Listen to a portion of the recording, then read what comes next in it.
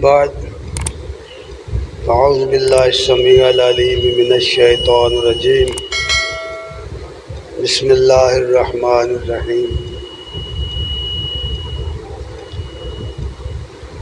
فبما رحمت من اللہ لنت لهم ولو كنت فظا غلیظ القلب لانفضوا من حولک فاعف عنهم واستغفر لهم وشاورهم في الأمر فإذا عزمت فتوكل على الله إن الله يحب المتوكلين صدق الله مولانا العظيم وصدق رسوله النبي الكريم ونحن على ذلك لمن الشاهدين والشاكرين والحمد للہ رب العالمین۔ السلام علیکم ورحمۃ اللہ وبرکاتہ۔ ہر قسم کی حمد و ثنا کے لائق اللہ جل شانہ کی ذات عظیم ہے، اور بے بہا درود و سلام محمد الرسول اللہ صلی اللہ علیہ وآلہ وسلم پر اور آپ کی آل اور اصحاب پر۔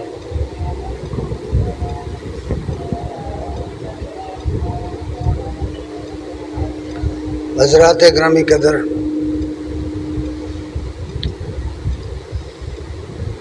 اللہ تبارک تعالیٰ نے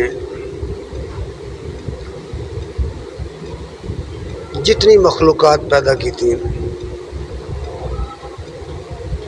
ان سب میں سے خصوصاً ارضی مخلوقات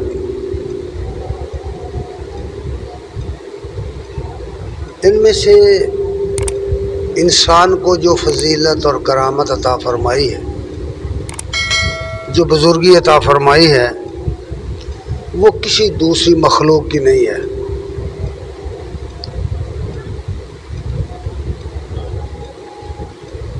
اور یہ بزرگی اور یہ عظمت اور یہ شرف و فضیلت انسان کو اس وجہ سے حاصل ہوئی ہے کہ اللہ تعالیٰ نے اس کو عقل دی ہے، فہم و فراست دی، سوچنے اور سمجھنے کی صلاحیتیں دی،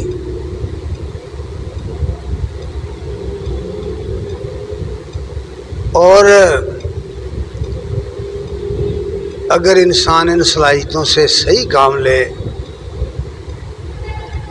مثبت کام لے، تو یہ واقعی صاحب فضیلت اور صاحب تکریم انسان بن سکتا ہے۔ یہ تو وہ فضیلت ہے جو انسان کو جبلی طور پر، تخلیقی طور پر، فطری لحاظ سے دی گئی، اور اس کے علاوہ مزید اللہ تبارک تعالیٰ نے وحی کے ذریعے جو علم نازل فرمایا، اس سے انسان کے اندر خود اپنے آپ کو شناخت کرنے، اپنی پہچان کرنے اور اپنے ماحول کو جاننے کا سلیقہ پیدا ہو گیا، اپنے ارد گرد کی چیزوں کی شناخت کرنے کی اس کے اندر صلاحیت پیدا ہو گئی۔ اس علم کے ذریعے ہی انسان کو علم الاشیاء حاصل ہوا ہے، لیکن انسان کو بصیرت انسان تو یہ سب چیزیں ملی ہیں، لیکن فرق مراتب ہے، ہر انسان نہیں۔ بعض انسانوں کو بعض سے زیادہ علم دیا، زیادہ عقل دی، زیادہ سمجھ دی، اور بعض لوگوں کو علم تو ملا لیکن حکمت نہ ملی۔ ایسا ابتدا میں یہ بھی جان لیجئے، علم اور شے ہے، حکمت اور دانائی اور شے ہے۔ اگر علم ہو اور آدمی کے پاس حکمت نہ ہو، یعنی چیزوں کو دیکھ کر پڑھ کر تحریروں کو ان کو سمجھنے کی صلاحیت نہ ہو، فیصلہ کرنے کی صلاحیت نہ ہو، اسے فصل الخطاب جو ہوتا ہے وہ نہ حاصل ہو، تو اس کا علم بیکار ہو جائے گا، اور یہ بھی ممکن ہے کہ اس کا علم اسے گمراہ کر دے۔ یہی وجہ ہے کہ قرآن حکیم میں اللہ تبارک تعالیٰ نے اہل ایمان کے اوپر اس بات کا احسان جتایا ہے۔ احسان جتاتے ہوئے یہ بات کہی گئی، سورہ آل عمران کی آیت نمبر 64 میں یہ بات فرمائی ہے، لَقَدْ مَنَّ اللَّهُ عَلَى الْمُؤْمِنِينَ إِذْ بَعَثَ فِيهِمْ رَسُولًا مِّنْ أَنفُسِهِمْ يَتْلُو عَلَيْهِمْ آيَاتِهِ وَيُزَكِّيهِمْ وَيُعَلِّمُهُمُ الْكِتَابَ وَالْحِكْمَةَ وَإِنْ كَانُوا مِنْ قَبْلُ لَفِي ضَلَالٍ مُبِينٍ۔ یعنی اللہ تعالیٰ نے اہل ایمان پر یہ احسان کیا ہے کہ انہی میں سے، یعنی انہی کے جنس میں سے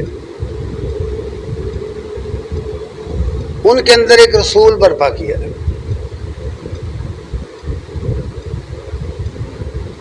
اس رسول کے 4 کام بتا دیے۔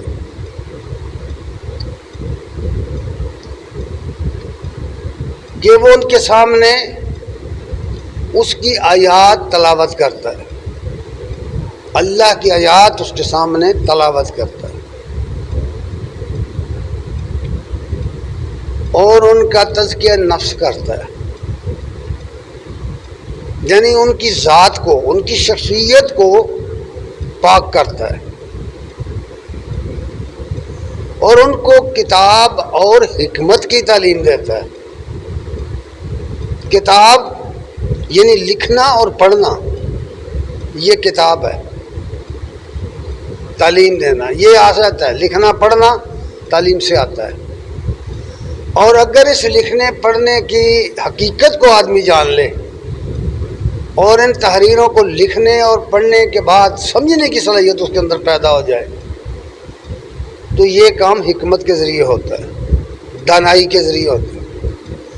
اور دانائی کے لیے آدمی کے اندر عقل سلیم ہونی چاہیے، سلامتی والی عقل، اس کے اندر ٹیڑھ پن نہ ہو، غلط نہ سوچتی ہو۔ عقل سلیم، عقل کی 3 قسمیں، عقل سلیم، عقل سقیم، عقل حکیم۔ عقل سلیم وہ ہوتی ہے جس میں کوئی خرابی نہ ہو، وہ ٹھیک سوچتی ہو، صحیح نتیجہ نکالتی ہو۔ عقل حکیم وہ ہوتی ہے جو بیکار ہو، بانجھ ہو۔ عقل حکیم وہ کوئی نتیجہ پیدا نہیں کرتی، وہ حیوانیت ہے۔ اور عقل سلیم وہ ہوتی ہے جو بیمار ہو، جو کچھ پڑھے، جو کچھ سنے، اس کا الٹ مطلب نکالے، غلط تعبیر کرے اس کی۔ جان رکھیے یہ بات کہ دنیا کے اندر جتنی گمراہیاں پیدا ہوئی ہیں، یہ ان پڑھ لوگوں کی پیدا کردہ نہیں ہے۔ ان پڑھ لوگوں نے ان کو نہیں پیدا کیا، ان گمراہیوں کو۔ ان گمراہیوں کو قلم والوں نے پیدا کیا ہے، لکھنے والوں نے، پڑھے لکھے لوگوں نے پیدا کیا ہے۔ جب انہوں نے عقل سلیم سے کام نہیں لیا، یا عقل سلیم ان کے کام نہیں آئی، عقل سقیم کو استعمال کیا ہے، تو اللہ تعالیٰ کی کتاب کی بھی طویلیں کر ڈالی، قرآن کی بھی طویلیں کر ڈالی، حدیثوں کا بھی انکار کر دیا، حدیثوں کی بھی طویلیں کر ڈالی۔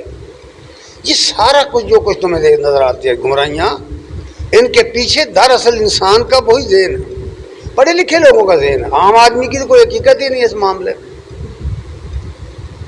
بنیادی اصول ایک والعامی جو لا مذہب، عام آدمی کا کوئی مذہب نہیں ہوتا، مذہب ہمیشہ اہل علم کا ہوتا ہے۔ وہ لوگوں کو راستہ دکھاتے ہیں. اس لیے یہ بات عام آدمی کے لیے ضروری جو ہے وہ یہ ہے کہ وہ جگہ تلاش کرے، وہ ایسے لوگوں کو تلاش کرے جہاں سے اسے صحیح معلومات مل سکتی ہوں، وہ جگہ تلاش کرے. شاید پچھلے ایک دو خطبوں کے اندر ان باتوں پر میں نے گفتگو کی ہوئی ہے. عقل سلیم کیا ہے، عقل سلیم کیا ہے، عقل یقین کیا ہے، اور اسی طرح ہدایت کی قدر و قیمت کیا ہے، ہادی کی قدر و قیمت کیا ہے. جس آدمی کو اس کی قدر نہیں ہے وہ کبھی ہدایت نہیں پا سکتا. نبی کریم صلی اللہ علیہ وسلم کی حدیث میں ان چیزوں کو بڑی تفصیل سے بیان کیا گیا. انسان کو اللہ تعالیٰ نے پیدا کیا، سب پیدا کردہ انسان اللہ ہی کے ہے، لیکن انسانوں میں سے پھر درجہ بدرجہ انسان ہے. مال و دولت کے لحاظ سے درجہ بدرجہ، اپنی عقل سمجھ و فکر کے لحاظ سے درجہ بدرجہ، اپنے علم کے لحاظ سے درجہ بدرجہ، اقتدار کے لحاظ سے درجہ بدرجہ.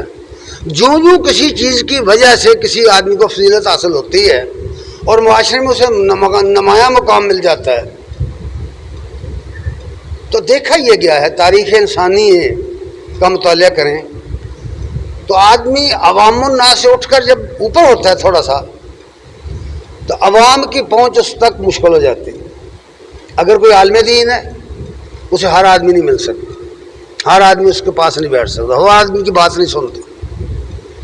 اگر کوئی صاحب مال ہے تو وہ کسی غریب آدمی کی بات نہیں سنتا. اگر کوئی صاحب اقتدار ہے وہ کسی آدمی کو ٹائم نہیں دے گا. آپ اس طرح دیکھیں گے درجہ بدرجہ کہ جو کسی فن میں، کسی علم میں، کسی چیز میں، کسی شعبے میں کسی آدمی کو ترقی مل گئی ہے، بڑا آدمی بن گیا ہے ہمارے دنیاوی لفظوں میں، تو وہ چھوٹے جن کو سمجھتا ہے ان کو ٹائم نہیں دے گا. ان کے لیے یہ مشکل ہو جائے گی کہ بھئی وہ اسے مل نہیں سکتے، وہ ان کے ساتھ بیٹھ نہیں سکتا. یہ ہمارے مشاہدے کی باتیں ہیں. اس کا تجربہ کرنا ہے تو آپ کسی بھی برانچ میں چلے جائیں، کسی افسر سے ملنے کے لیے چلے جائیں، جو آپ اوپر جائیں گے آپ کو موقع نہیں ملے گا. اس طرح آپ بڑے بڑے مشائخ کے پاس چلے جائیں، وہاں بھی رسائی ان کی ہوگی جو یا تو اس کے بہت قریب ہوں گے مال کے لحاظ سے، علم کے لحاظ سے، عطایت کسی اور کسی نہ کسی سبب کے لحاظ سے. جو عام آدمی ہے، عام، اسے کہیں رسائی نہیں ملے گی. یہ چیز آپ کو معاشرے میں عام ملے گی. اس میں اگر آپ تاریخ کا مطالعہ کرتے ہوئے انبیاء کی تاریخ پڑھیں تو وہاں آپ کو یہ چیز نہیں ملے گی. انبیاء کے اندر نہیں یہ بات. نبی جو ہے اسے کوئی بھی شخص مل سکتا ہے، عام سے عام آدمی. خصوصاً سابقہ جو انبیاء ہیں ان کی تاریخی غیر محفوظ ہے، ان کی زندگیوں کی کوئی ریکارڈ نہیں، صحیح معنوں میں ریکارڈ نہیں ملتا. ان کا جو ریکارڈ ہے وہ صرف الہامی کتابوں میں ہے، اور وہ الہامی کتابوں میں جو ریکارڈ ہے ان کا سابقہ انبیاء کی زندگیوں کا، وہ صرف اتنا ہے جتنا بطور نصیحت ہے. ان کی دعوت، ان کی فکر، ان کا پیغام. باقی ان کی جو زندگی ہے، معاشرتی زندگی، سماج کی زندگی، اس کا کوئی ریکارڈ کہیں نہیں ملتا. جو بڑے سے بڑے مشہور انبیاء ہیں ان کی بھی ہسٹری آپ پڑھیں گے تو آپ کو عام ریکارڈ ان کا نہیں ملے گا. انبیاء کی تاریخ میں صرف محمد الرسول اللہ صلی اللہ علیہ وسلم ایک ایسی شخصیت ہیں جن کا مکمل ریکارڈ آپ کو ملے گا. یعنی اس طرح کا ریکارڈ ملے گا کہ وہ گھر میں کیا کرتے تھے، محلے میں کیا کرتے تھے، مسجد میں کیا کرتے تھے، بازار میں چلتے ہوئے کیا کرتے تھے، جنگوں میں کیا کرتے تھے، فیصلے کس طرح کرتے تھے. زندگی کا کوئی بھی شعبہ ہو اس کا آپ کو مکمل ریکارڈ اگر کسی ہستی کا مل سکتا ہے تو وہ صرف محمد رسول اللہ صلی اللہ علیہ وسلم. اور اس کے دو ذرائع معتبر ہیں، ایک ہے قرآن، دوسرا ہے حدیث مبارکہ کا ریکارڈ، اور تیسرا ریکارڈ جو ہے وہ ہے تاریخ کا ریکارڈ، کیونکہ حدیث بھی ایک قسم کی تاریخ ہی ہے۔ تو یہ تین ذرائع ایسے ہیں جہاں سے آپ کی پوری زندگی کا ریکارڈ ملتا ہے۔ اور جب نبی صلی اللہ علیہ وسلم کی زندگی کو پڑھا جاتا ہے تو یوں محسوس ہوتا ہے کہ وہ بالکل ایک سٹریٹ مین تھے، عام آدمی تھے، بالکل عام آدمی۔ چھوٹے چھوٹے بچے بھی ان کو مل سکتے تھے، راستے چلتے ہوئے بچے آ گئے، آپ نے ان کو پیار کیا، ان سے سلام لیا، ان کو سلام کا جواب دیا، انہیں ان کے ساتھ محبت سے پیش آئے۔ بچے بھی مل سکتے تھے، غلام بھی مل سکتے تھے، بڑے سے بڑے امیر لوگ بھی مل سکتے تھے۔ کوئی باڈی گارڈ نہیں یہاں رکھے جو ہٹو پجو کی بات کرے، راستہ چلنے کے لیے راستے بند نہیں کیے جاتے تھے۔ یہ صرف نبی صلی اللہ علیہ وسلم کی ذات۔ یہ کیوں ہے؟ اللہ تبارک تعالیٰ نے قرآن مجید میں بہت جگہ یہ باتیں بیان کی ہیں، وہ سب تو بیان نہیں ہو سکتی، کچھ چند اشارے دیکھیے۔ وہ آپ کی اس عادت کا ذکر کرتے ہوئے، لوگوں کے ساتھ میل جول گھل مل کر رہنے کا ذکر کرتے ہوئے فرمایا ہے کہ سورہ آل عمران کی آیت نمبر 159، اس پوری آیت کو پڑھو۔ فَبِمَا رَحْمَةٍ مِّنَ اللَّهِ لِنْتَ لَهُمْ، اللہ تعالیٰ فرماتے ہیں کہ اللہ تعالیٰ نے اپنی رحمت سے آپ کو لوگوں کے لیے نرم خو بنا دیا ہے۔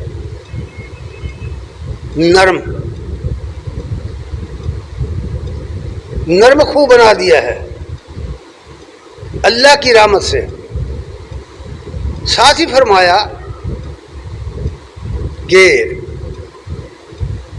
لو کنت فظا غلیظ القلب، اگر آپ بدخو ہوتے اور دل کے سخت ہوتے، لنفضوا من حولک، لوگ تجھے چھوڑ کر چلے جاتے۔ کیا سمجھ آئی؟ یعنی یہ کہ کوئی بھی شخص ملے، کوئی بھی شخص بیٹھ جائے، اس کی بات سنی جائے، راستہ چلتے ہوئے لوگ آپ کو کھڑا کر لیتے تھے اور اپنی بات کرتے تھے۔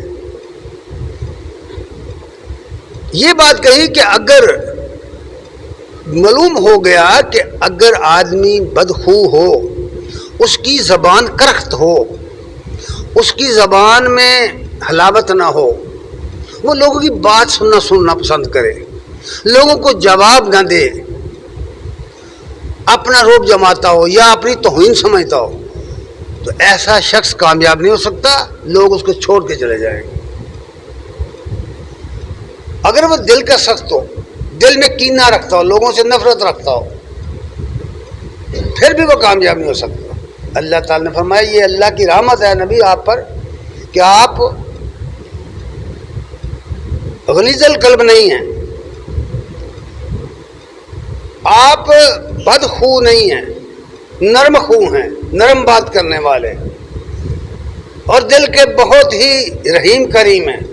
نبی صلی اللہ علیہ وسلم کی بہت ساری صفات قرآن مجید میں بیان کی گئی ہیں۔ آپ رحیم ہیں، کریم ہیں، رعوف ہیں، اور حریص ہیں، لوگوں کے ساتھ آپ کی حرص ہے کہ لوگوں کو ہدایت مل جائے۔ گھنٹوں لوگ بٹھا لیتے آپ کو، آرام نہیں کرنے دیتے، لیکن آپ کبھی انہیں نہیں کہتے کہ اٹھ کے چلے جاؤ، حتیٰ کہ کھانے کھلاتے آپ کو لوگوں کو تو لوگ بیٹھ جاتے، آپ انہیں یہ نہیں کہتے اٹھ جاؤ۔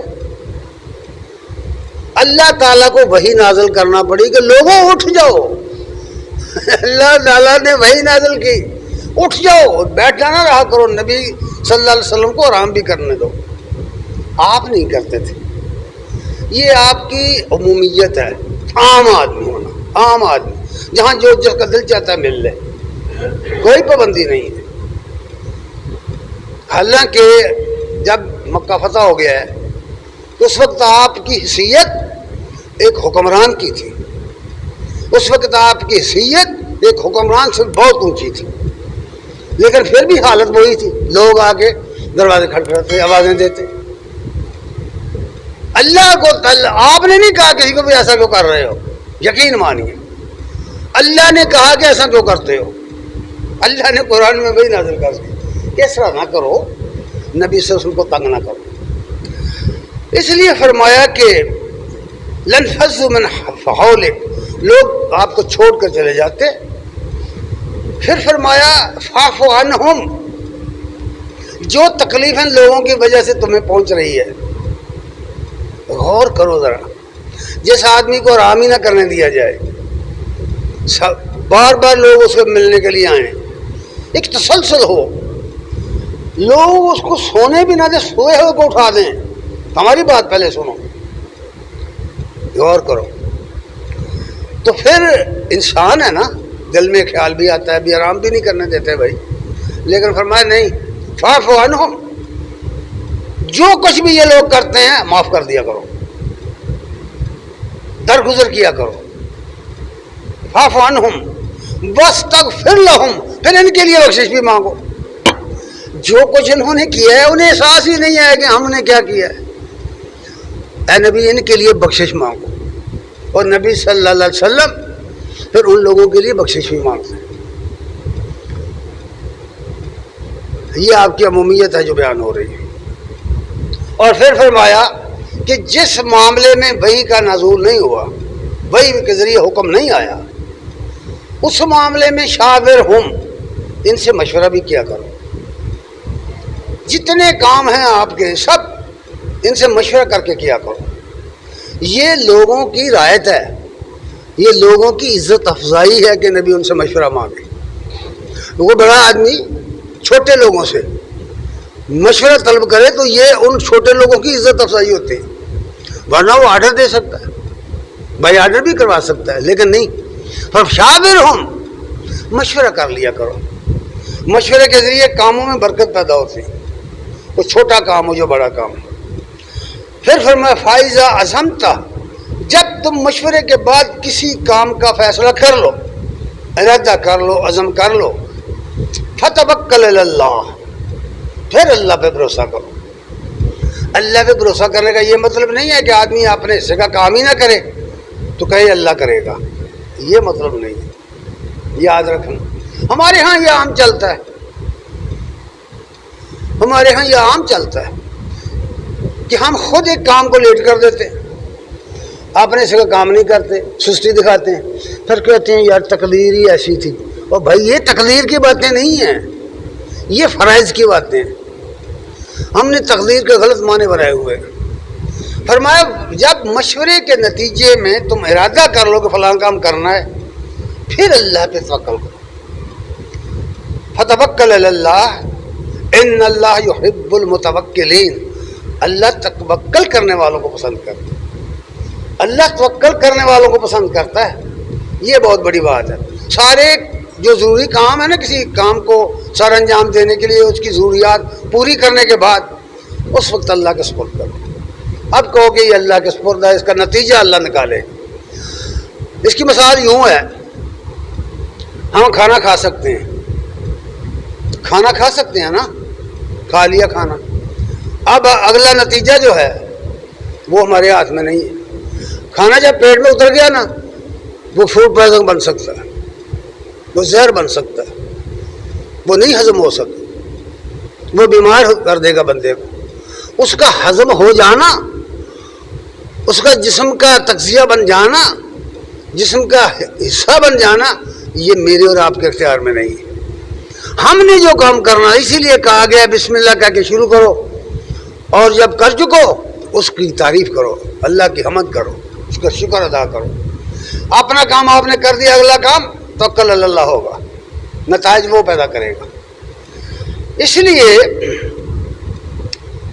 نبی صلی اللہ علیہ وسلم کی زندگی کو حدیث کی کتابوں میں پڑھیں تو بہت ساری باتیں سامنے آتی ہیں۔ انس رضی اللہ تعالیٰ عنہ بیان کرتے ہیں کہ نبی صلی اللہ علیہ وسلم بیماروں کی بیمار پرسی کے لیے جایا کرتے تھے، کوئی شخص ہو. حتیٰ کہ ایک دفعہ آپ نے پوچھا کہ مسجد میں جو شخص جھاڑو دیا کرتا تھا وہ کدھر ہے؟ عام کوئی آدمی غلام تھا، اس کا کوئی گھر بار ہی نہیں تھا، مدینے میں رہتا تھا، لوگ کھانا دے دیتے تھے. ایک دن پوچھا بھی وہ کدھر ہے؟ لوگوں نے کہا جی وہ تو کل پرسوں بہت ہو گیا ہے اور ہم نے رات اس کو دفن کر دیا. فرمایا مجھے کیوں نہیں بتایا؟ اندازہ کریں نا، ایک بالکل عام آدمی ہے، آپ کو اس کا خیال ہے، آپ اس کو یاد رکھ رہے ہیں، کہتے ہیں مجھے نہیں بتایا کیوں نہیں؟ اچھا فرمایا اس کی قبر کدھر ہے؟ قبر بتائی. آپ قبر پر گئے، جا کر اس کے لیے دعا کی، حکم خداوندی پورا کر دیا، من کے لیے بخشش مانگو، بخشش کی دعا کی، یا اللہ اسے معاف کر دے. ایک عام آدمی. فرمایا کہ پھر یتبل جنازہ، آپ جنازے کے پیچھے پیدل چلتے تھے. عام آدمی جنازے کے پیچھے چلتے تھے، جنازہ خود پڑھاتے تھے. بس اتنی بات پوچھ لیتے تھے کہ یہ مقروض تو نہیں ہے، کسی نے قرض نہیں لینا اس سے. اگر کسی نے کہہ دیا کہ یہ مقروض ہے تو فرماتے کہ بھئی اس کا قرض کون ادا کرے گا؟ کوئی بھی نہیں. فرمایا کرتے تھے جس کا قرض رہ جائے اس کا قرض میں ادا کروں گا، خود قرض ادا کر دیتے تھے. عام آدمی کی بات کر رہا ہوں. فرماتے ہیں یتبع الجنازہ، جنازے کے ساتھ چلتے تھے. وَيَجِيبُ الدَّعْوَةُ الْمَمْلُوكُ، کوئی غریب سے غریب آدمی غلام آیا، اس نے کہا یا رسول اللہ آج آپ میرے گھر میں کھانا کھائیں، میرے گھر میں کھانا کھائیں. آپ کبھی انکار نہیں کرتے تھے، کبھی انکار نہیں کرتے تھے. چلیے بھائی ٹھیک ہے آپ کے گھر آتے ہیں. اچھا جن لوگوں کے گھر جاتے تھے ان کی آگے حدیث آ رہی ہے کہ ان کی حالت کیا ہوتی تھی. غریب لوگوں کی دعوت قبول کر لیتے تھے، غریب مملوک کی، غلاموں کی دعوت قبول کر لیتے، ان کے گھر جاتے، ان کی عزت افزائی ہوتی. پھر صحابی کہتے ہیں یار قبول حمار، آپ گدھے پر سواری بھی کر لیتے تھے. گدھے پر آپ تماشا دیکھیں، یہاں کسی آدمی سے کہیں، کسی امیر کبیر آدمی سے کہیں گدھے پر سواری کر، دیکھنا تماشا. پھر آپ دیکھو او اچھا اب میں گدھے پر سوار ہوں، میں گاڑی پر سوار ہوتا ہوں، میرے پاس تو 18 لاکھ کی گاڑی ہے، میں تو یہ جو چھوٹی گاڑی ہے میں تو اس پر نہیں بیٹھتا، تو مجھے گڑے پر بٹھاتا ہے. اب تو آپ بتا رہے نا مجھے. یرکب الحمار، کہتے ہیں گدھے پر سواری کر لیتے تھے. پھر وہ کہتے ہیں لقد رأیتہ، انس کہتے ہیں میں نے اپنی آنکھوں سے دیکھا، لقد رأیتہ یوم خیبر، خیبر کے دن جس دن خیبر فتح ہوا، علی حمار ختامہ لیف. ویسے اردو میں لگام کہتے ہیں، ویسے ہم پنجابی میں کھبی کہتے ہیں، کھبی، گدھے کو کھبی دی ہوئی ہے. وہ کہتے ہیں کہ کھجور کے پتوں کی رسی کے ساتھ گدھے کو کی لگام بنائی ہوئی تھی، اس گدھے پر میں نے آپ کو سواری کرتے دیکھا ہے، آپ گدھے پر سوار تھے. ابن ماجہ نے اس حدیث کو روایت کیا، یہ مشکات میں بھی ہے. عائشہ رضی اللہ تعالی عنہ فرماتی ہیں کہ آپ کا طریقہ زندگی یہ تھا کہ ما خیر رسول اللہ صلی اللہ علیہ وسلم بین امرین قط الا اخذ ایسرہما ما لم یکن اسما. آپ نے جب کوئی کام کرنا ہوتا اور اس کے دو طریقے ہوتے، جو آسان ہوتا وہ اختیار کرتے، آسان طریقہ اختیار کرتے. دین آسان بنایا گیا، لوگوں نے خود مشکلات پیدا کر لی ہیں اپنے لیے، اس میں بالکل آسان ہے دین، کوئی مشکل نہیں اس میں. فرمایا آسان کام کو آسان طریقہ اختیار کرتے بشرطے کہ وہ گناہ نہ ہو.